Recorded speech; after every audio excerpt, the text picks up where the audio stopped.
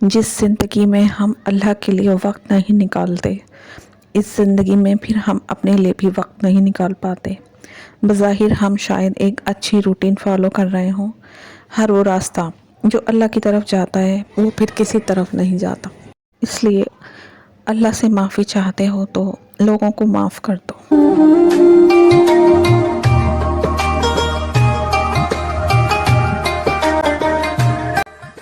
दीन ज़िंदगी गुजारने का एक ऐसा तरीका है जो हमारे नबी ने हमें सिखाया। अल्लाह के और हमारे बीच एक ताल्लुक़ जो है तो वो बस दीन है।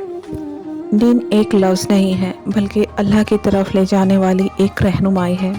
दीन ही हमें सिखाता है कि असल कामयाबी दौलत और शोहरत में नहीं बल्कि असल कामयाबी वो है जो हमें अल्लाह की तरफ ले जाए। दीन के ज़रिए हमारी ज़िंदगी में नूर आता है, दीन के बग़ैर हमारी ज़िंदगी बेनूर है।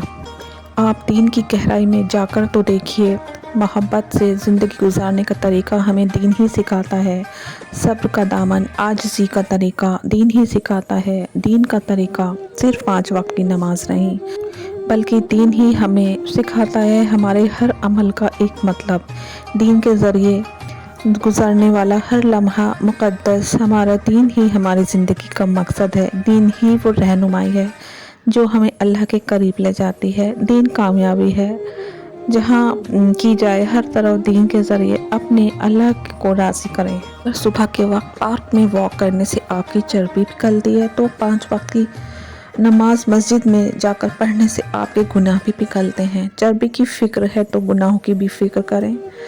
रब्बुल गफूरुर रहीम व अंता खैरुर राहिमीन। मेरे परवरदिगार हमारी खताएं बख्श दे और रहम फरमा दे, तू सारे रहम करने वालों से बढ़कर रहम करने वाला है।